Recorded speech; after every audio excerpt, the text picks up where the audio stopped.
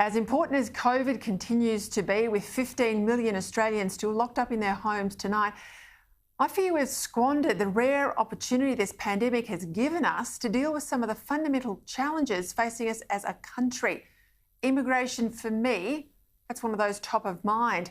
With the borders all but closed, now would be a perfect time to have a genuine national debate about a population plan for the future. How big an Australia do we want? How many people should we take in at any given one time? Infrastructure pressures, cultural cohesion, a whole box and dice. Now, are we doing that? No, we're not. We're squibbing it.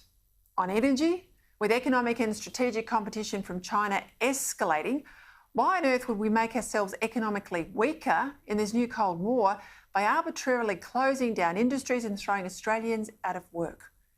That's the advice we're being constantly bombarded with on climate change.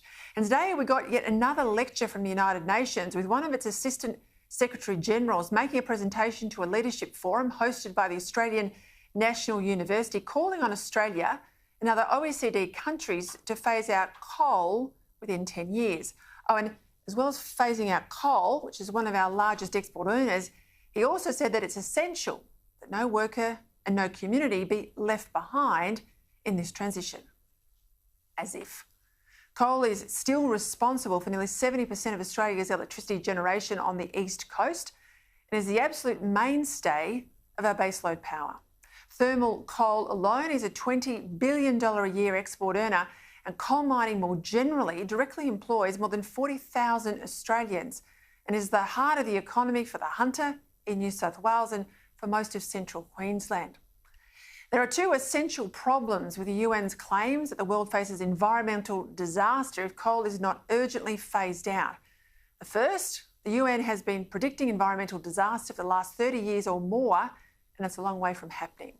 And second, unless China does something about its emissions, anything we do here in Australia will damage us while not making a scrap of difference to global emissions.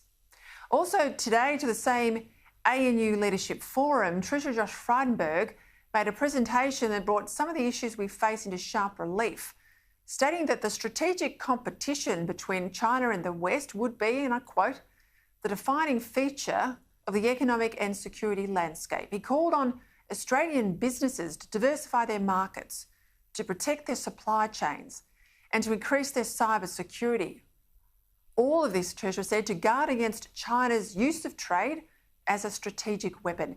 Frydenberg wants to see us reduce our national vulnerability to China's bullying and declared that Australia would, and I quote again, always remain steadfast defending our sovereignty and our core values. All of that, fair enough.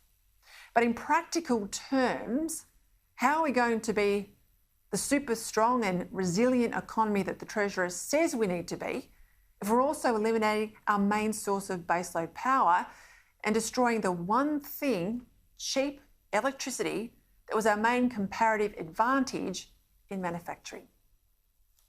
See the problem?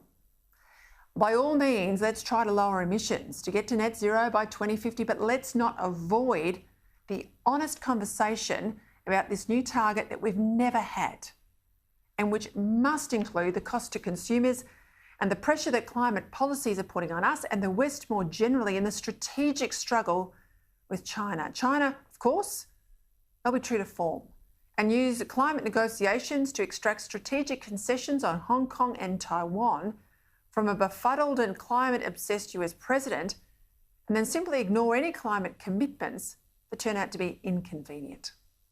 This is the world we operate in, and we would be naive to think otherwise. Other nations treat their international commitments as seriously as we might. Frydenberg's measured and thoughtful realism on China today is a good thing, but when are we going to see the same realism in all the other areas that are holding us back and dragging us down as a country? When are we going to ensure that we keep the lights on and our much enfeebled manufacturing sector going if we eliminate coal? And the jobs and the self-sufficiency comes with being a country that makes things here and isn't dependent on a foreign supply chain in times of crisis like we were last year when we desperately needed PPE. How are we going to rebuild our federation that has been all but shattered by rogue premiers and health protectionism that the national government has pandered to? What are we doing to address all the labour shortages that closing our borders has highlighted, shortages in unskilled work at a time when we still have millions of Australians on the dole? This pandemic, as I said, should have been a wake-up call, but I fear it's turned out to be a crisis wasted. Instead of using it to address everything else that's been in the too hard basket for too long, we've stalled, wallowed, drowned in our fear, obsessed over daily case numbers rather than hospitalisations, and been riveted to disaster TV every day in those press conferences at 11 o'clock rather than seizing the opportunities that only a once-in-a-lifetime crisis can give us. Meanwhile, our problems have got worse and our ability to cope with them has declined. Due to COVID, we're at least $350 billion deeper in debt. We've grown used to an overbearing nanny state, haven't we? And we're hardly one country anymore. So the sooner we leave this ruinous time behind us and take these challenges head on, the better for everyone and everything.